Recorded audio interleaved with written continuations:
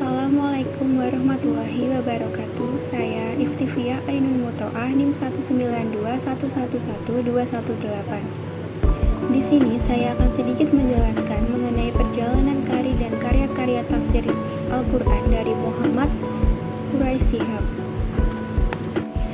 Langsung saja kita masuk ke dalam materinya. Setelah beliau menyelesaikan pendidikan di Pondok Pesantren Darul Hadis Al-Faqihiyah di Malang dan dikirim ke Kairo untuk mendapatkan pendidikan yang lebih baik lagi pada tahun 1956. Dimulai sejak Quraish memulai pendidikan di kelas 2 Idadiyah Al-Azhar atau setingkat SMP di Indonesia, sampai beliau menyelesaikan pendidikan di Starta 3 dan pindah tugas dari IAIN Alauddin Makassar ke IAIN Syarif Hidayatullah Jakarta.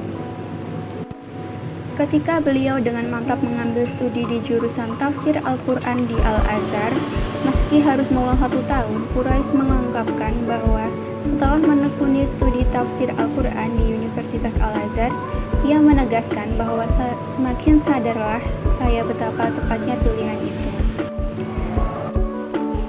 Pada periode ini, ia menghasilkan 1 buah buku yang berjudul Tafsir Al-Manar, Keistimewaan dan Kelemahannya yang diterbitkan pada tahun 1984.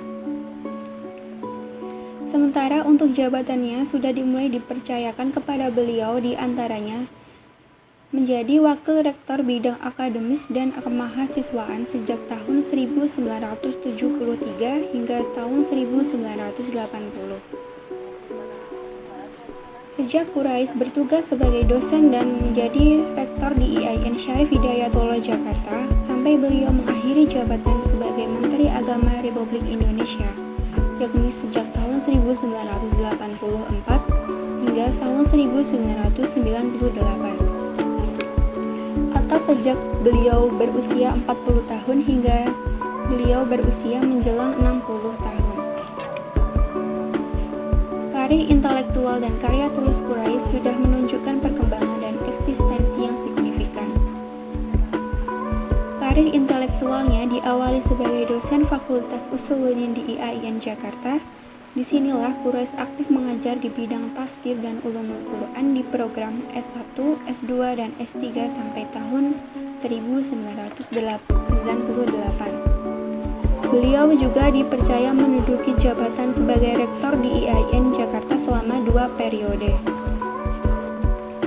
Kemudian beliau dipercaya menduduki jabatan sebagai Menteri Agama selama kurang lebih 2 bulan di awal tahun 1998. Di samping mengajar, Quraish juga dipercaya untuk menduduki sejumlah jabatan, di antaranya adalah sebagai Ketua Majelis Ulama Indonesia MUI Pusat pada tahun 1984, kemudian sebagai anggota Lajnah Pentasih Al-Quran Departemen Agama sejak tahun 1989, kemudian sebagai Asisten Ketua Umum Ikatan Cendekiawan Muslim se-Indonesia atau ICMI, kemudian sebagai pengurus Perhimpunan Ilmu-Ilmu Syariah dan pengurus Konsorsium Ilmu-Ilmu Agama di Departemen Pendidikan dan Kebudayaan, kemudian sebagai Dewan Redaksi Studica Islamika, Indonesian Journal of Islamic Studies of Ulumul Quran, Mimbar Ulama, dan Refleksi Jurnal Kajian Agama dan Filsafat. Beliau juga dikenal sebagai seorang penulis dan penceramah yang mumpuni.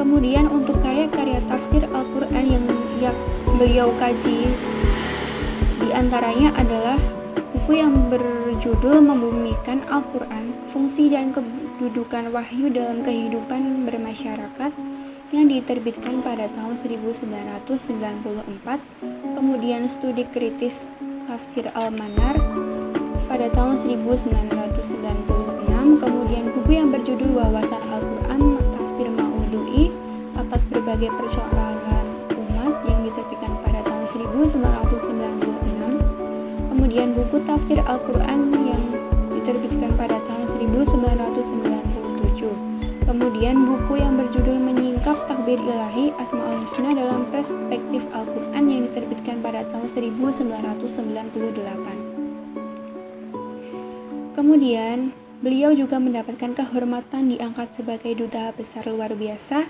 dan berkuasa penuh di Republik Indonesia untuk negara Republik Arab Mesir, merangkap negara Republik Djibouti berkedudukan di Kairo tahun 1998. Di awal periode inilah beliau mulai aktif menulis tafsir Al-Misbah yang menjadi magnum opus beliau sampai saat ini. Dilanjutkan dengan tafsir Al-Lubab yang dikatakan sebagai ringkasan atau kesimpulan dari tafsir Al-Misbah. Karya tulisnya pada periode ini tercatat tidak kurang dari 33 buku, beberapa yang fokus pada kajian tafsir Al-Quran di antara lain. Yang pertama yaitu buku yang berjudul Secerah Cahaya Ilahi, Hidup Bersama Al-Quran pada tahun 1999.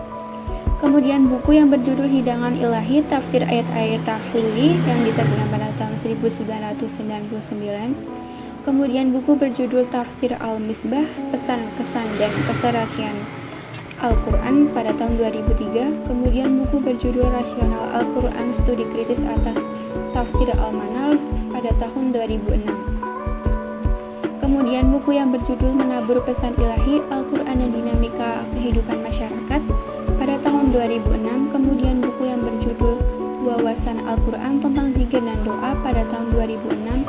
Kemudian buku yang berjudul Al-Lubab, Makna Tujuan dan Pelajaran dari Al-Fatihah dan Juz Amma pada tahun 2008.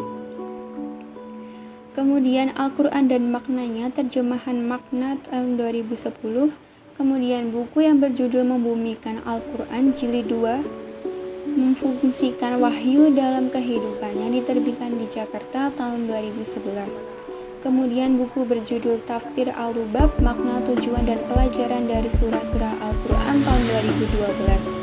Selain itu, pada periode ini juga gagasan membumikan Al-Quran mulai menunjukkan wujud nyatanya, yakni sejak didirikannya Pusat Studi Al-Quran PSQ pada tahun 2003, yang mana Quraisy Shihab menjadi sebagai direktur utamanya sampai sekarang.